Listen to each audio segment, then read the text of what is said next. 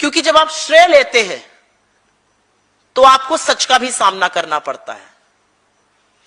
राम मंदिर बनने का फैसला उच्चतम न्यायालय ने लिया। भूमि पूजन किसने किया? नरेंद्र मोदी ने। शिलान्यास किसने किया? नरेंद्र मोदी ने। उद्घाटन किसने किया? नरेंद्र मोदी ने। प्राण प्रतिष्ठा किसने की? नरेंद्र मोदी ने। ध्वजारोहण किसने किया? नरेंद्र मोदी ने। ट्रस्ट किसने बनाया? नरेंद्र मोदी ने। किसने उसमें चुन चुन के सदस्य डाले? नरेंद्र मोदी ने। ट्रस्ट को आरटीआई से बाहर किसने किया? नरेंद्र मोदी ने। तो जब आपने ये सब किया, तो अब जब चंदा चोरी हो रही है, जब खिलवाड़ हो रहा है आस्था के साथ, जब आस्था पर प्रहार हो रहा है, तो आप चुप कैसे रह सकते हैं? आप विश्वगुरु बनने चले थे, आपने विदेश नीति चौपट कर दी। आप बनने चले हिंदुत्व के ठेकेदार, आप धर्म के साथ विश्वासघात कर रहे हैं। ये धोखा है और आप धोखेबाज है धर्म के। आपने तो शंकराचार्यों को भी आने नहीं दिया वहां पर।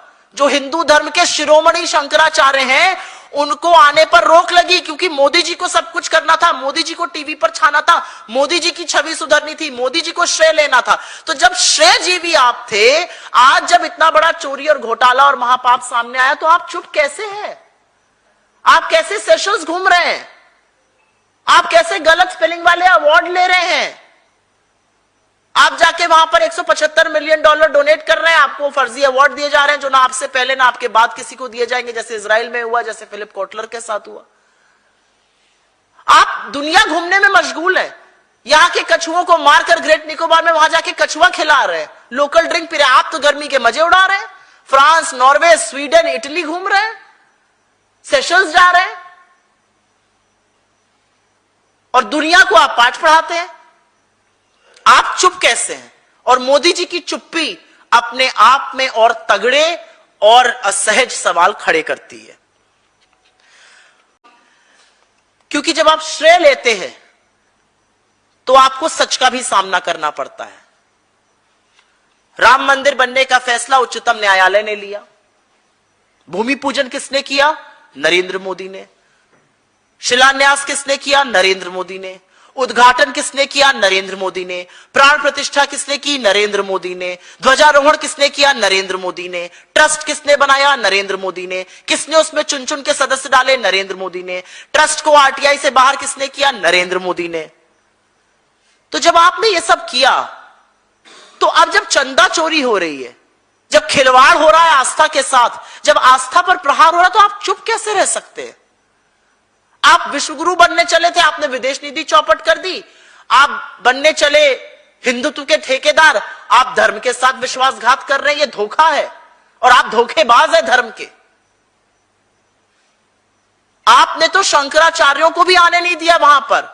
जो हिंदू धर्म के शिरोमणि शंकराचार्य हैं, उनको आने पर रोक लगी, क्योंकि मोदी जी को सब कुछ करना था, मोदी जी को टीवी पर छाना था, मोदी जी की छवि सुधरनी थी, मोदी जी को श्रेय लेना था।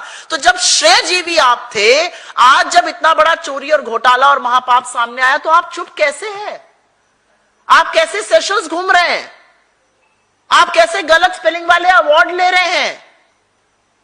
आप जाके वहां पर $175 मिलियन डोनेट कर रहे हैं, आपको फर्जी अवार्ड दिए जा रहे हैं, जो ना आपसे पहले ना आपके बाद किसी को दिए जाएंगे, जैसे इजराइल में हुआ, जैसे फिलिप कोटलर के साथ हुआ।